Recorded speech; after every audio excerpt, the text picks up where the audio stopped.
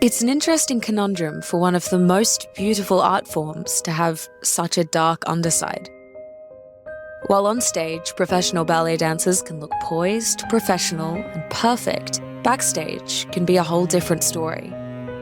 Today, we learn a little more about that story from someone who knows it firsthand.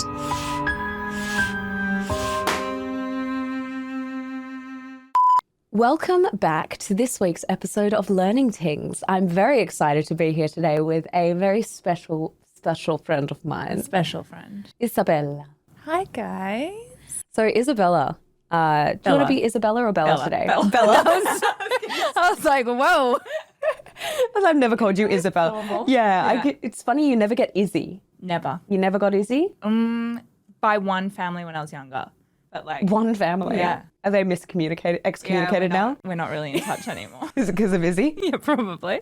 But no, Bella has been a friend of mine for an extraordinarily long time now when you think about it. But we were actually born in the same hospital 2 days apart, which is psycho. Very crazy. Crazy. She is joining us here today for this topic because she is very knowledgeable in it. Bella was a professional ballerina. Yes. And I think you should actually speak to the extent of that. Like, how old were you when you started? Mm-hmm. And, well, we'll start there. How old were you when you had your first kind of like dance class? So my first dance class, I was 3. 3? Was it like jazz? Ballet. It was ballet? from the beginning. And your mum, was that kind of Mia's suggestion? Well, I wouldn't stop dancing around the house. So she was like, I need to do something with this child because it's fucking doing my head in. And I would always like dance at my... That was the first option before she just got you tested. I would always dance around like my grandparents' house, use their scarves, do little shows. Oh, a little ribbon. Yeah, nice. Twirling number. And I never stood with flat feet. I was always on tippy toe. So from the get-go. Ballet. And before we get into any of the kind of dark stuff, because this is obviously what the premise of this episode is today, Mia, Bella's mum, is the opposite of what you would imagine out of like... A dance mum. Yeah, a dance mum or like forcing your kids into it. Mia's like very grounded. Super chill, compassionate, just like a very warm person. There is no sense of that with Bella's journey. Obviously, she would have pushed you in places to continue. Yes. Because when you start something when you're 3 and you drop out of school and you're homeschooled and you hit your teens. You need that backing. And I think a lot of teenagers go through a bit of like a rebellious phase. Definitely. So it was tricky during those years. But she was more there to get you back on track rather than to push you into Always it. with open, honest conversations. Clearing that right off the bat, this was definitely mostly Bella's choice here. It was only when they realised how talented she was that, because I think I saw a stat that it was like only 10% of dancers ever make it to professional level. If that. Yeah. If that? If that. Oh, particularly in Australia though. And particularly now as well. Like, there's so many more people doing it. The skill level is so much higher than when I was doing it. It's just insane. Like I look at dancers now and I'm like, I don't think I would have compared. Like, wow. Like it's fucked. The training level is insane. I don't know what's happened, but it's like ballet on crack. You obviously started when you were 3. Yeah. And then when was it, how old do you think you were when it turned from this is just a leisure activity to get some energy out of Bella's system into Bella's really good at this? Was there a teacher? Did someone say something? No, I think it was like always me. Yeah. Like I was such a perfectionist, like at all of our ballet concerts when I was like, from the age of 5 onwards, I was backstage going, she's misbehaving. She doesn't know what she's doing. Like, this is insane. Who let her on? Yeah. 7-year-old Bella. Who let that cow on? I was so competitive. I was such a little cow, like in a very good way. Yeah. But I was just like, this is my passion. Like, this is the love of my life.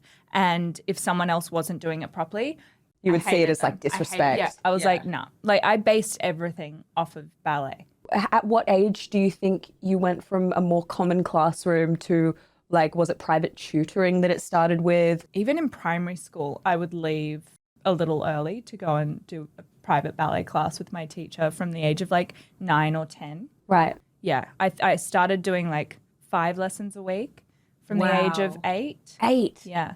That's intense. But like, obviously you loved it. Loved it. And I was always in like the advanced class. I'm like, no, you say it. You say it. That's why you're here, because you're the knowledgeable person in this topic. I think from the age of 10 or 11, I was dancing with girls who were like 16. My school was really small, and I think everyone has a very similar story in that respect. Like, your first school is always tiny, and the talent pool, this is going to sound really cunty, and I really it's not great. Like, you don't really have a gauge on like what the real life is going to be like. Right. Do you know what I mean? So your first experience of like Big an fish, elite little class pond was nothing compared to when you started going to like proper companies. Yeah. So how old were you when you joined your first company? This was a full-time school.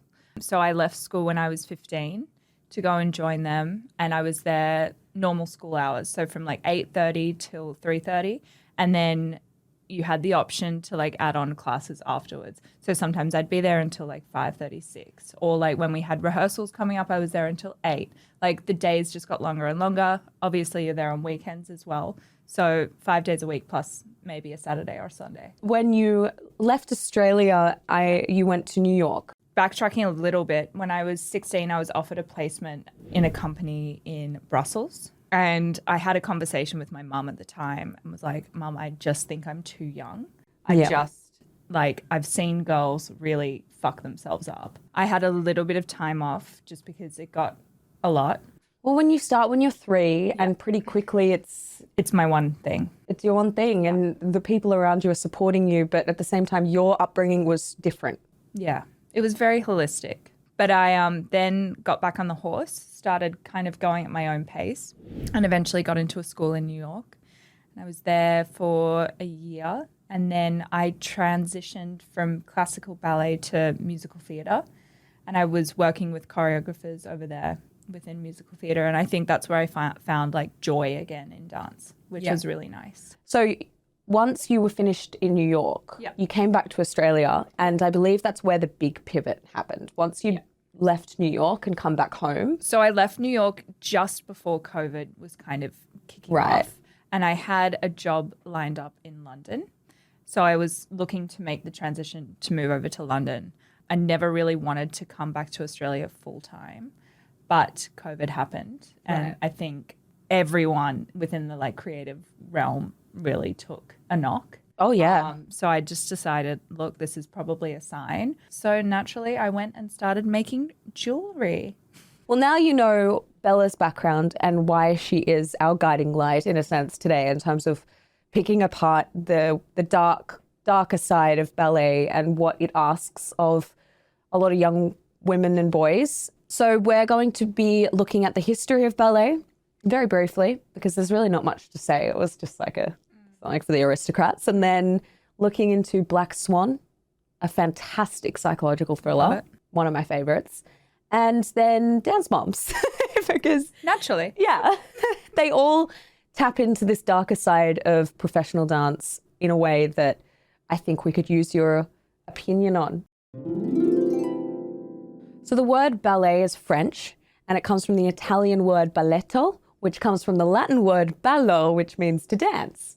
It traces back to the Italian Renaissance during the 15th century, when it was used as court entertainment. Dancing masters actually taught the steps to the nobles. So like the people they were entertaining, think kings, queens, they were actually taught the steps and they'd be part of it. So like it quickly transitioned from court jesters kind of thing, like just having entertainment for the royals, into the royals being a part of it. Yeah. And the royals ended up loving it. So when an Italian-born aristocrat married a Frenchman, ballet was brought to France. So yeah, it was typically just like court entertainment initially, until it started to be used as an accompanying factor to opera. Mm-hmm. So that's where ballet started to get its roots as more than just a little entertainment value for kings and queens. King Louis XIV helped to kind of standardize it and make it more of an art form rather than just like a comic break. He actually performed himself. Did you know this? Yeah. Funnily enough, I did, because there's a step named after him in ballet, and I'm like trying to wrap my... Oh, really? Yeah. think it's like the entrechat or something like that. It's like where you switch your feet a bunch of times, and he used to do it. Ah, okay, yeah. And he played the Sun King in Ballet de la Nuit? Nuit. Nuit. Yeah. Nuit. Does that mean like Ballet of the Night? Night, yeah. Yeah, I was going to say, it sounds so similar. So in 1661, I don't know if it was the first, but the first prominent dance company was started in Paris. And 20 years later, they started to put on productions. Also 20 years later, so in 1681, 20 years after this company was formed, women were suddenly allowed to do it. The funny thing about this is because up until 1681, women weren't legally allowed to dance in public. I mentioned that to you last night when we were having dinner, that how psycho that is, that like women weren't allowed to dance Now in that they're public. like the main attraction of ballet. Yeah, and most things really when it comes to dance, it's like women are usually at the forefront. Plus, men don't want to dance well, like they do, but like now there's been so much rhetoric over different generations that made dancing lame for men to do. I know. You know, you watch things like Footloose and like It's so hot. and like in like the 50s and 60s, like movies then. Stunning. Oh, I love it when men dance. Don't see it enough these days. Boys put on your dance for dancing us. shoes for us.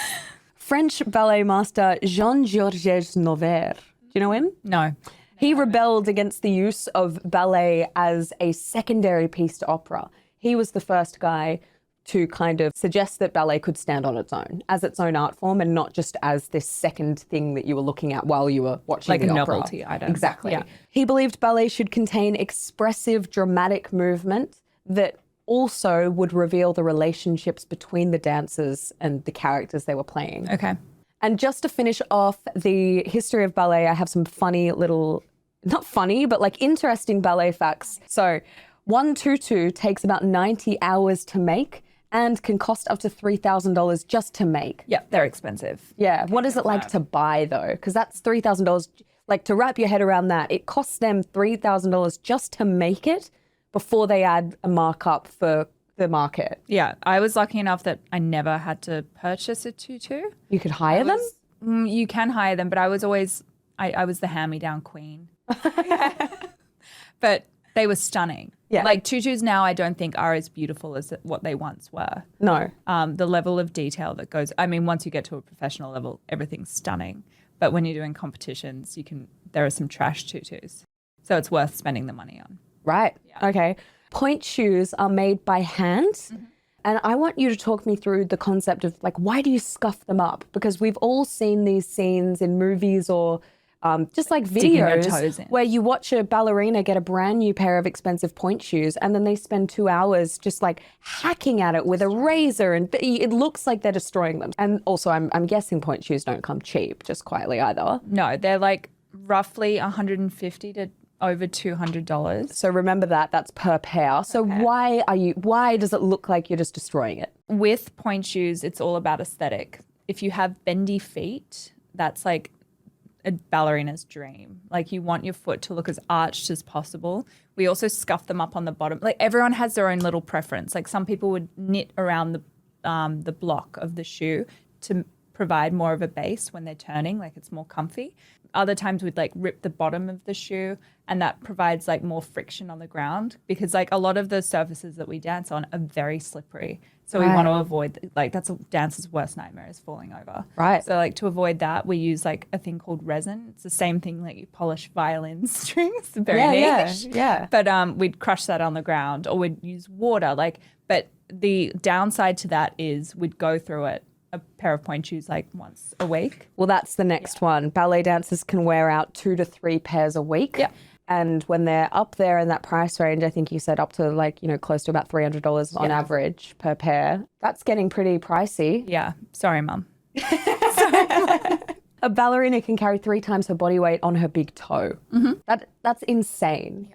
How are your feet? My feet are good. But when you kind of first left ballet feral. for the first time, disgusting. how were the dogs? Disgusting. Yeah. Painful? Like always sore. Like I would end up with my feet in an ice bucket at the end of every day. Like shocking. I had the craziest dream last night about a girl who was turned into a swan. So now we are moving on to Black Swan. It is a psychological horror film from 2010. So Natalie Portman, Vincent Cassel, Mila Kunis, and Winona Ryder. It revolves... Winona Ryder's in it? Yeah, she's Beth. Oh my God. It revolves around a production of Tchaikovsky's Swan Lake by the New York City Ballet Company, which Nina, Natalie Portman's character, is a part of.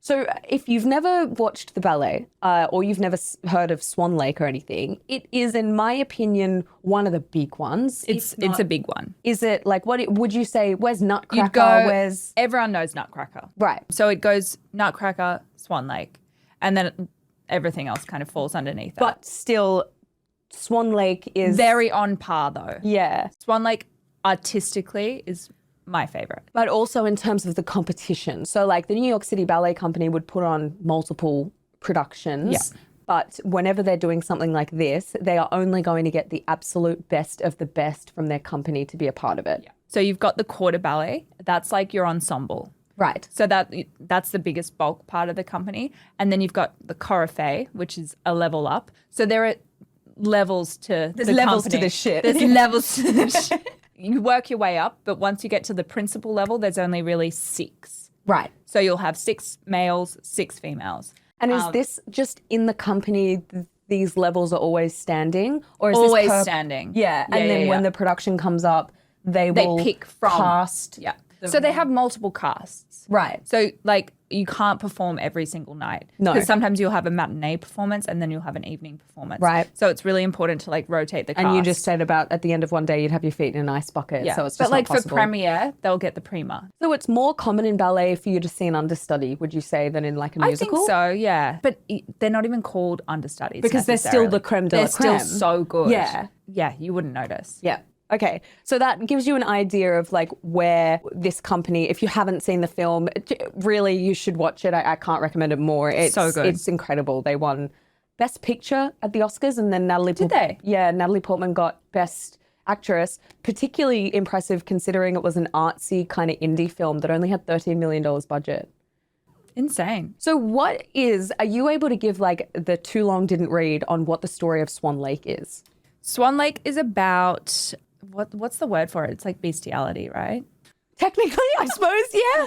It's about a prince. It's about a prince who goes out hunting one day and he comes across a flock. Is that what you call them? Swans, a gaggle of It's a gaggle of geese. He goes to shoot them down, but then he's struck by the beauty of one swan in particular and falls in love with her. Yeah.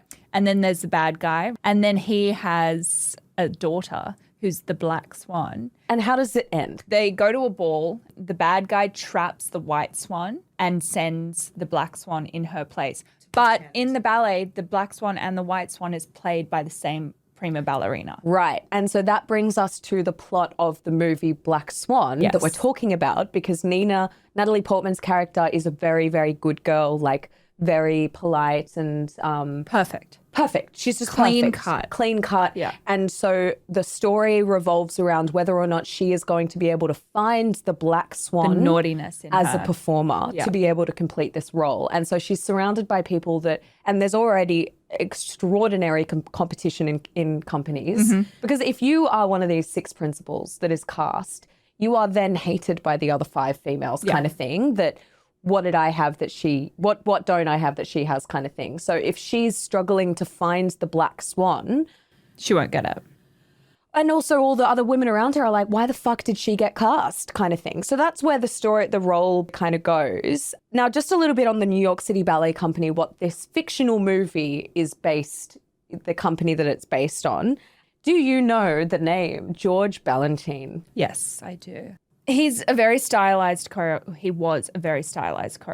He was recognized as one of the most influential choreographers of the 20th century, but he had a really bad rap for his inappropriate relationships with Female dancers. Wow, okay. All 4 of his wives were ballet dancers at the company under him, and they are all much younger than him. Yep. Instantly, when I read that, I was like, oh, that's Vincent Cassel's character in Black Swan, who is the artistic director, I believe, of this ballet. Yeah. And he's just overstepping lines all the time. Like, To put it lightly. yeah, it just immediately reminded me of that character. And funnily enough, the actor, Vincent Cassel, compared his character to George Balanchine and said he was a control freak, a true artist using sexuality to direct his dancers. In order to prepare for the role, Natalie Portman and Mila Kunis, both small women, both small Very petite. petite figures, but they still had to spend a really long time getting prepared for the role. They worked out 5 hours a day, a mix of ballet, cross-training and swimming, and they were limited to 1,200 calories a day, which is not dangerous, depending on your height, obviously, but not sustainable. No. It's interesting that they did swimming though, because that builds the same muscles as ballerinas. Yeah, so Natalie and her instructor, former New York City ballet dancer Mary Helen Bowers, they said would do 2 hours a day for the first 6 months, and that was really just for strengthening and also to avoid injury. Yeah. And then at about 6 months, we started doing 5 hours a day. We added in swimming, so I was swimming a mile a day, toning, and then doing 3 hours of ballet class each day. That's such a huge undertaking for someone who's never, well, she might have danced in the past, but She did, she's but- not a dancer. No. And then 2 months before, we added the choreography, so we we're probably doing 8 hours a day. While there was a stunt double for Natalie, it is so crucial to give her the credit where credit is due. Waist up, it's her. Yeah. And what you were saying a second ago is like dancing when you were younger. Mila Kunis said, I did ballet as a kid like every other kid does ballet. You wear a tutu and you stand on stage and you look cute and twirl. But this is very different because you can't fake it. You can't just stay in there and like pretend you know what you're doing. Your whole body has to be structured differently. Yeah. The things that, the aspects of the dark side of dance that Black Swan touches on, first and foremost, we have to talk about eating disorders. So this is where it starts to get a bit Touchy. yeah, and not fun, but you do have kind of experiences, not with the eating disorder side of it, but with seeing other girls around you with that going on for them. So in the movie, Natalie Portman's character has half a grapefruit for breakfast. Just disordered eating. Disordered eating. Yeah, it's completely just- disordered it's eating. fucked. I don't think we really see her eat much at all, but there is a point made in a scene where it's like this is her daily routine. She will have half a grapefruit for breakfast, and then I don't. It's like the standard dancer's diet. Everyone tries it once. yeah, Yeah. How'd you go with it? Not great. I got mine with like bruleed sugar on top just to like make it taste a little nicer. Right. And also she like when she got the role of Swan Lake, her mum gets her a cake to celebrate, and they make it seem like that this is something they often do whenever she gets a role. Like they've done it since she was a little kid. She like wouldn't eat. She would refuse to eat the cake because she was already under so much pressure. A moment on the lips, a lifetime on the hips is what my ballet teacher used to tell me all the time. Really? She said you can have a little bit, indulge in a little bit, Okay. but not too much. Right. And when I used to, I was trying to think about why this happened. Like, I didn't have an answer. I think I just liked hanging out with you. Yeah. But like, I would go to Bella's Stedfords. I would go to her Tag along. I was literally like this little tag along, and I'd just be like hanging out with It her would mum. make it so much more enjoyable though, Right. And I think and more chilled for me. that's what your mum always said. She was like, it's good for you Lucy, to get in the car. Yeah, We're going to an rally the Stedford. troops. Because I was just this like I was kind of just like comic relief in a sense because your mum It would take my mind off of everything. well that's it. Your mum said like when you were in these big rooms because they'd convert these school rooms. I still get like so triggered and, about. and the whole room is filled with the most competitive mums you've ever met in your life. Hair spraying. I mean, if you've ever been to a dance at Stedford, you know exactly You know what the what's fuck I'm going talking on. about. But what was interesting for me is that, you know, when you weren't there or when I had to go to the bathroom, I was sharing cubicles next to girls that were just throwing up. Yeah. And we were, Shock horror. they wouldn't have been any older than about 14 or 15. Where's that coming from?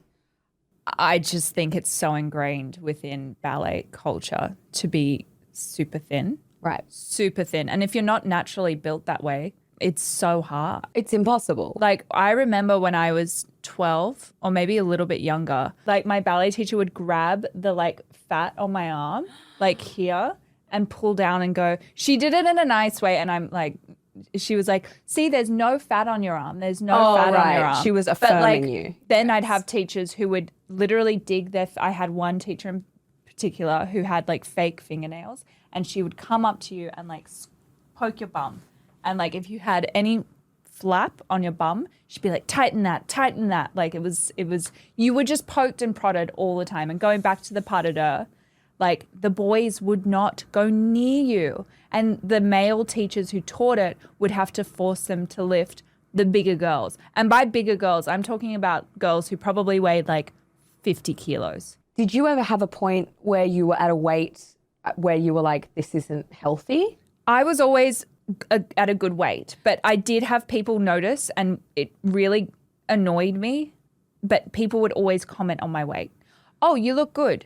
Oh, have you lost weight? Like it was just a constant always. like barrage. And the other thing I remember, correct me if I'm wrong, is that like through puberty, you had breasts. Yeah, I had and that big was boobs, something which was an issue. Yeah, there's An no issue. other. That's the perfect word for it. Yeah. It was an issue because it made you look curvier. I'm still jealous of girls, which is so gross, who have flat chests. Yeah. And I'm like, I will always have boobs. But it was like a combination of going through puberty. I was on the pill to control my periods, like when they come, because like if you're in a leotard all day, you don't want to be having any accidents. No, definitely not. So I started that at a very young age, and it made my boobs. I went from like flat to a D. And like if you're imagining this little twig with just like Yeah. But exactly what you said, like it's an issue. Yeah. And like I remember your teachers would bring it up. And it's like, particularly when you're a young woman going through puberty and experiencing these changes in your body for the first time, to then have someone come over and tell you that it's an issue, that like, could we put this off? With the eating disorders, it ruined people's careers. Like I've seen girls, their bones break. Like we have to fuel our bodies. We have to eat really healthy. We have to eat enough so that like we've got muscle, we've got correct bone density. Like I knew a girl who lost way too much weight and her bones just started to crack and she was never able to dance again. Like, and that was at the age of 17. That is like, so tragic. You're done. So the second one is obsessive compulsive. So something that they do touch on in the movie a lot is how perfectionism. Yes. So you said before you described Nina as perfect, and that was the perfect word for her. She was like meticulous about her routine. And this idea of ballerinas coming out of ballet, psychologists say that this is OCD is one of the big kind of risk factors for them because it is so ingrained in them, their routine and their meticulous little steps they would take, anything from breaking in your point shoes through to, Christ, what you're eating, exactly what you're saying. This is an obsessive compulsive need to document everything. Did you ever feel anything like that? I definitely went through phases because I thought that that's what you needed to do. Right. So I went through phases of writing down what I ate in a day. I've tried every app. I definitely notice now how much of a perfectionist I am. Yes. I don't think you can be good at ballet without having that as well. Right. So what I was going to say is, do you think that is coming from ballet or do you think that was within you? I think it was within me. And that's why you were a successful ballerina. 100%. Yeah. Because there's no way you'd be able to do it any other way. Like people who don't care, just get out of the game. Like it's not going to happen for you. Competition, we've touched on that. Winona Ryder's character, her name is Beth. So she lost everything, it kind of makes it seem like. When she lost the limelight in terms of Vincent's eyes, his character's eyes, she was done. She goes a bit psycho, and I think she had substance abuse issues. I actually haven't seen the movie in a while. So fair though. It's so fair. Like imagine like she wasn't old, but it makes you feel old. So psychosis is something that the movie that is part of the plot where she starts to like literally lose her mind and is seeing things. This is Natalie, right? Natalie's character. And we don't really know what's real. Did you ever kind of meet any ballerinas that, because I don't, another point to be made here is that there were only really like two girls, I should say, that you were friends with through ballet, like that you held on to at least. Yeah. So I don't, like, you kind of did keep to yourself a little bit from what I know. I was so private just because it's too hard. It's hard to make friends. Why is that? Everyone is your competition. Everyone is the enemy. I don't want to say that like that sounds really like serious, but that's just how it felt. at the time. So it wasn't worthwhile. Did you ever kind of meet any girls that you looked at them and thought like, oh my God, there's some screws loose up there? I think there was delusion. Right. Definitely delusion. Delusion with the mothers. Delusion with the children. I just remembered something. Yeah. There was a dance school, but there was a guy and a woman who owned the school, and their girls all had the same build. Very skinny, but stocky, no boobs, very young looking girls. They were young. They were really young, but like they just bred this kind of dancer and they were amazing. And everyone was like, oh my God, like I want to go to that school because they're so unbelievable. Like the training's fantastic. Came out that he was grooming and taking photos of these young girls. Like that I just remembered, but it's like that was such a common thing I did as see that, well. actually. Yes, it was so like it was huge news. You mentioned something to me that I don't know if I remember this right, but like people like sabotage, like young girls, dancers, sabotaging other dancers with their point shoes. What was... So I remember a period of time over like a couple of competitions where there was a backstage area where we'd all get, you spoke about this earlier, where we'd all get ready together. And if we went away from our like ballet bag, we might come back, put our point shoes on to find shards of glass or nails in the point shoes. Nails as in like hammer and nail? Hammer nails, yeah. So that was a common thing for a little while there. I don't know. What would you do? Like, did you ever hurt yourself? It never happened to me. Oh. But I do know maybe I was Maybe that's why your mum got me to come along. Sit by her point shoe, stunning. Just watch it. But there was a huge thing about girls being like, can you just watch my dance bag? Can you just watch that no one goes near it? Really? Yeah. And the people from the same school would stay together and like really like everyone was looking out Put all for their one bags another. in the middle. Yeah. It's like as a Stand around. cornucopia. The Hunger Games ballet edition. It sounds like it. It is. That's so crazy. Did you like ever, when you were kind of going through that, did you click that was psycho, or were you just kind of like, this is what this is? It was just kind of fun. Like I loved the drama She was of it. She was the one putting glass. I was the one doing it. Sorry, guys. Sorry. But it was just like so dramatic. You were on stage when you were backstage. Yeah. Yeah. Like the whole time you're on. Like I would leave competitions or performances and be shattered, like exhausted. Because like from the moment you arrive there, even before, like you have to like you got to prepare yourself, compose yourself. Because like I can imagine it's not just physically exerting, but it's also just like emotionally draining. Draining. Yeah. And then just once like on the mothers, it ties back into what we were talking about with the delusion. Like an example of said delusion would be I won a lot of competitions when I was younger, and there were mothers who would come up to my mum and say, oh, no, that was rigged. That was definitely rigged. Like my daughter should have won. And it's like the fucking audacity to take that away from not only you, but your mum. And my mum, like who had, like my mum would stand at the back, like in the farthest corner away. But like that would happen so often that it got to a point where I was terrified to win competitions. Because I was like, everyone's gonna. That didn't last long. I ended up loving it, but I was like, she's competitive. Yeah, she's a bitch. But yeah, that was interesting as well. Maddie, you're doing a solo. You cannot go out on that stage and be anything less than stellar. Got it? Yes. Dance Moms was an American reality TV show that was launched in 2011 on Lifetime. And it follows a long time I'm just trying ago. to work out how old I was in 2011. Just like automatically heard the Jeopardy song in my head. Dun, dun, dun, dun, dun. So it follows the training and careers of a bunch of prepubescent girls under the coaching of Miss Abby Lee Miller, who I'm sure you know of.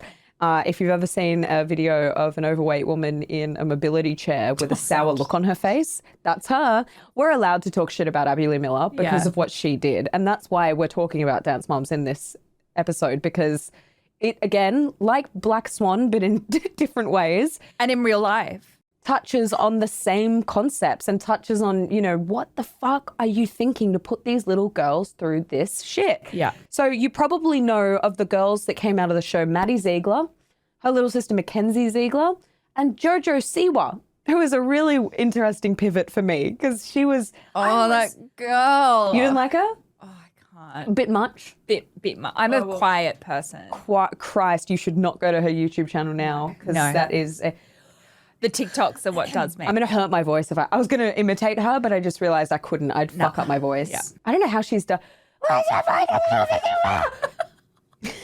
So just on Abby, she grew up in Pittsburgh, and her mum owned a dance studio called the Marion Dance Studio, or maybe like was just high up working there. And so when she was 14, she was given the Abby was given the responsibility of choreographing routines for Dance these like numbers. Yeah, for these adult female dance numbers. And then when she was 30, she ended up taking over that school. She was certified by Dance Masters America. No idea. There's No so idea much what faff. that is. There's Yeah, I was so going much to say, faff. that just sounds like weird talent. It's like those weird like courses that you can do online. Like now you're certified in like, Oh, I don't know, you know what I okay. mean? Well, funnily enough, it was a serious enough thing that she got, like, I was going to say disbarred. She got revoked as a dance master the year after Dance Moms came out. Because, You're kidding. Well, they said, quote, Dance Moms was a total misrepresentation of our dance educators and their students and is detrimental to the dance profession. Right. Okay. And I don't think we can fight that. But at the same time, as much as it is edited reality television, it was pretty real. Steeped in reality. Yes. Yes. But I loved it. Like, I was obsessed. I thought it was like the best thing ever. I loved the way that Abby treated the girls as well, which is like About what we're literally about to talk about. This was in the very, very beginning. Right. Because I love strict teachers. They get results. Well, that is true. And that is the fine line, I think, that Abby Lee Miller ended up getting herself in trouble because she was teetering ever so closely most of the time. And then Child abuse. that's the question. It's like, when are you a strict teacher? When are you just abusing 8-year-old girls? So several episodes were like really highly critiqued because of what happened in the episode or what the girls were doing. There was one, I don't know, you probably will remember it. Season 2, the episode was called Topless Showgirls, and it was actually removed from rotation. They had to take it out. I don't actually, you can probably find it, but I'm scared to Google topless showgirls, 8-year-old dancers, personally. Yeah. But they were doing a burlesque routine. I remember this. And they wore sequined, flesh-toned bras and tights to make them look nude. And how old do you reckon those girls would have been? 8. One of the mums, Kelly Highland, remind me who her daughter was, Chloe? Yeah, Chloe. So Kelly, her mother, was arrested in 2014 for assaulting Abby Lee Miller during an altercation backstage at a show. You can just see, if you're on audio, Bella's just like sighed and looked up into the corner of the room, like remembering better days. So good. Abby Lee Miller, she's been indicted, charged with bankruptcy, fraud, concealment of bankruptcy assets, false bankruptcy declaration. She was actually sentenced to 1 year and 1 day in prison. I don't know if she served the whole time, but I think she got sick. I'm surprised no one ever accused her of child abuse. Yeah, I'm sure they tried. It's all there on camera. They've got the tapes. I was kind of Googling around for like what the worst things she did on the show because like I've watched a lot of Dance Moms, particularly mainly with you. Like that was just something that we'd watch when we got back from one of your engagements. Busy. I'm carrying around your ballet bag, a little chauffeur, basically. Yeah. We'd watch Dance Moms and like I can remember her, like she's awful, but like in a funny way. But I looked up to see if like what were the like worst things that like people think that she did. Yeah. So this Reddit thread was like asking that question. It's like, you know, we know Abby Lee Miller's a shit cunt, but like, what were the specific things that really drove that home for you? Someone said Chloe's eye. So did you know how Chloe had this like medical problem with her eye? Like she could have died from it?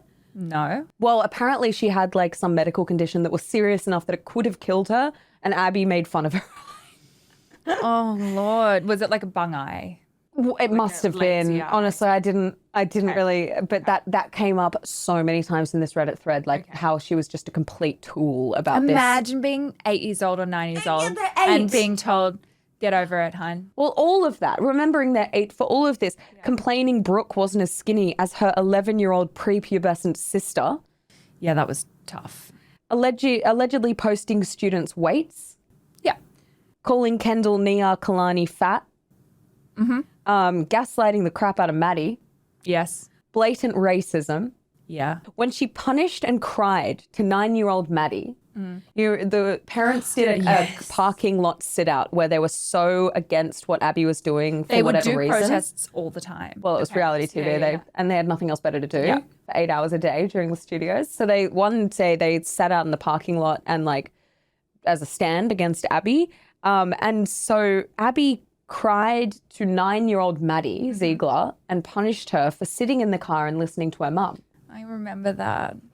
And it was so hard because Maddie, I can totally understand the relationship that Maddie had with Abby. Right. You love your teacher. You idolize them. So they become the most important person. So she would have been stuck between such a rock and a hard place because I'm sure at times she loved Abby more than she loved her own mother.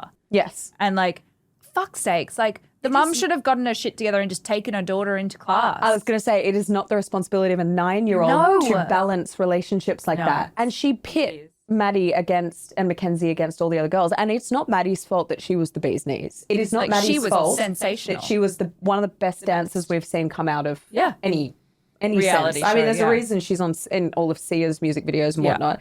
And anytime she brought the girls' dad's family life, personal shit up in front of the girls when she was mad at their mothers. And the examples she's given here are like Melissa's affair or divorce, how much money JoJo's dad made, Kira's situation. Like, she was just fucking awful. She would use people's like kind of private life as ammunition. And she's not well. Like, I firmly believe that Abby Lee Miller is not well. Yeah. Like, there's something going on up there. There is more than 1 or 2 screws loose. It's power. Yes. And it's unhealthy the way that she thought it was appropriate to do that to little girls. Like, that's just fucked. So wrong. But like, it's like very evident now how much it traumatized Maddie because she has totally disassociated. You think? She won't talk of her. She said it's the worst experience I've ever had in my life. Really? She's come out publicly saying, I will not speak on this.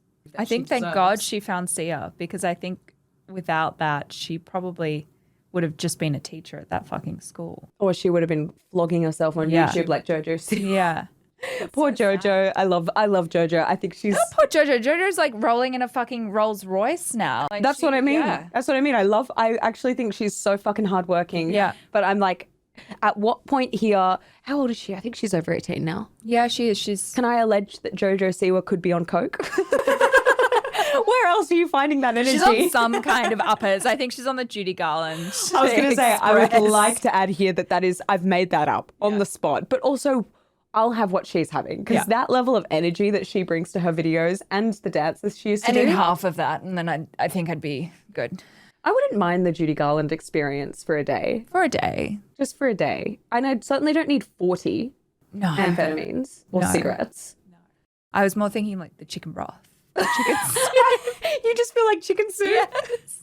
But that's kind of where we've come to in this episode in terms of like what the underworld of all of this is, because dance is one of the most beautiful art forms, particularly ballet. It is so prestigious. It is so respected. It's one of the only art forms where the way you are taught is paying homage and respect to the art form in a way that you don't see in a lot of other places. So like you could go to a jazz class and you just like learn jazz hands and stuff. You go to a ballet class, you enroll in a ballet school, all of a sudden you have a new vocabulary. You are learning about the history of it. There's so much more respect. And I think like as much as we've kind of touched on the negative sides of ballet, there are so many things that I take away from it that like have really formed me as a human. Your work ethic is one that I think you are always going to be hardworking. That is just in you. Yeah. But I think your work ethic is like something that has definitely been honed by ballet as well. 100%. Like I still have teachers that I love to death. Like I had such positive experiences mixed in with like the occasional negative experience. And I'm sure there are girls who had amazing times being a ballerina or like really shitty times being a ballerina. But I think there are so many takeaways from it. I definitely put my child in ballet. Yes. Like to teach them respect. Yes. And to teach them how to like get their shit together. It also, ballet is incredible for so many other things. Lean muscle, posture. Poise, core strength. You respect your elders as well. Like it's just ingrained in you. Like you have so much respect for those teaching you and passing down these like very important ancient lessons. Yes. And thank God women are allowed to dance in public. I know. We went to Moulin Rouge last night. Oh my God. If you are in Australia or go and see it. it. If you're watching this or listening to this at a time where you can still get tickets, go and The musical. go and watch that. Unfucking believable. Like I was blown away. It was fun. I just had a lot of fun. You need to be like 5 drinks deep. But We were. And the cocktails there, my God. Yours was the Satine. Mine was called like the Bohemian Sunset or something. Yeah. Can recommend, but I think you need to have a few before you start drinking them because they were fucking strong. Yeah. There is something about watching someone who is so ingrained in their craft, and I think it's because I do it. Does that make sense? Yeah. Like when I watch a musical or something, like I was a big musical kid, if you can't tell.